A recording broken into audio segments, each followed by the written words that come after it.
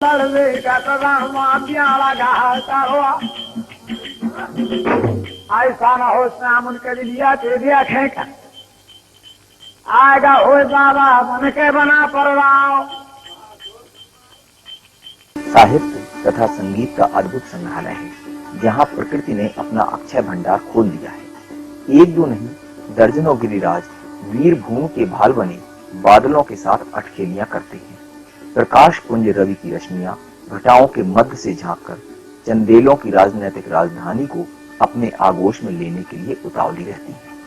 सीधे सरल और भोले भाले लोग अपने संस्कारों को जीवित रखे हुए हैं। साफ सुथरे रास्तों का अंतिम पड़ाव बीती स्मृतियों को ताजा करने वाले नयनाभिराम दृश्यों पर जाकर ठहरता है। विंध्याचल पर्वत श्रेणी के मध्य सरोवरों, उद्यानों तथा प्राकृतिक सुषमा के आगोश में बसे महोबा को त्रेता युग में कैकेयी नगर, द्वापर युग में रतनपुर कहे जाने के प्रमाण मिलते हैं। भविष्य पुराण में महोबा को महावती, एक शिलालेख में पाटनपुर तथा अन्य प्रमाणानुसार महोत्सव नगर के नाम से जाना गया। शशिराज तथा बनारस के गहरवाड़ राजा इंद्रजीत के पुरोहित हेमराज की पुत्री हेमवती के पुत्र चंद्रवर्मन नन्नुक ने सन 831 ईस्वी में खजुराहो में भांडेर यज्ञ करने के बाद बड़ी चंडिका की स्थापना की और इस स्थापना के समय एक विशाल महोत्सव आयोजित किया गया।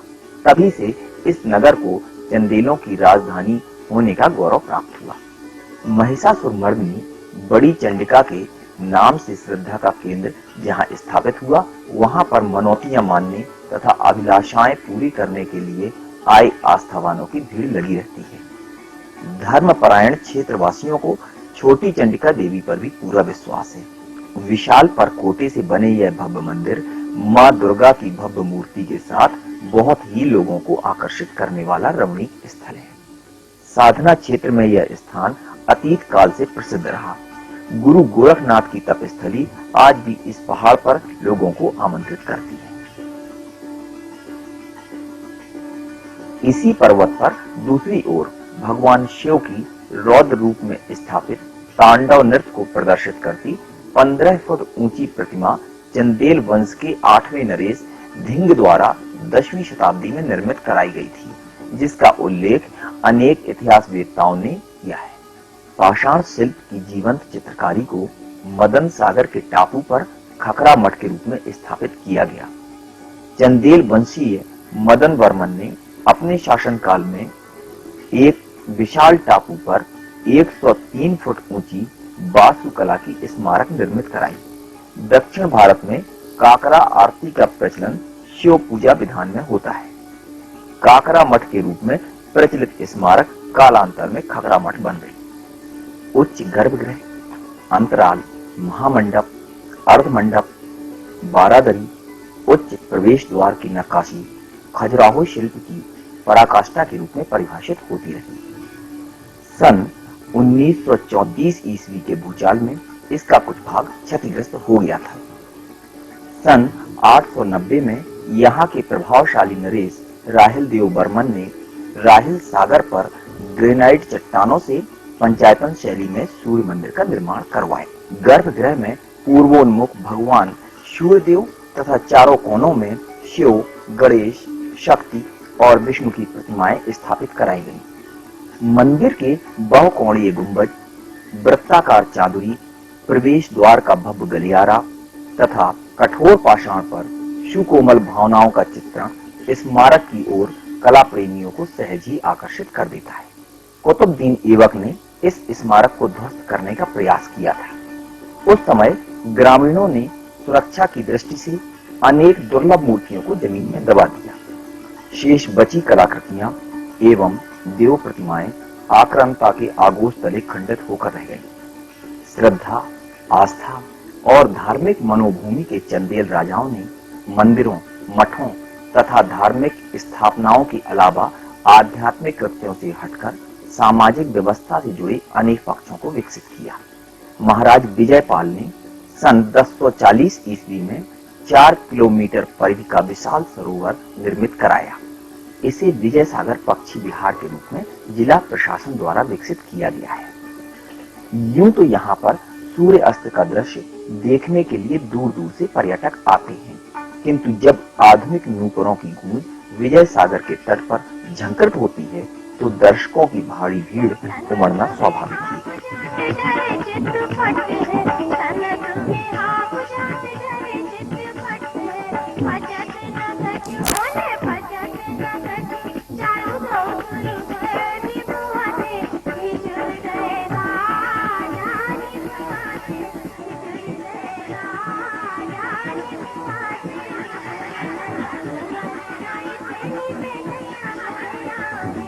विजय सागर पक्षी विहार क्षेत्र में ही आवासीय सुविधा, विद्युत, खान पान, नौका विहार, वन्य जंतु दर्शन आदि की व्यवस्था भी की गई है। यह स्थान जिला मुख्यालय से 3 किलोमीटर दूर कानपुर मार्ग पर स्थित है।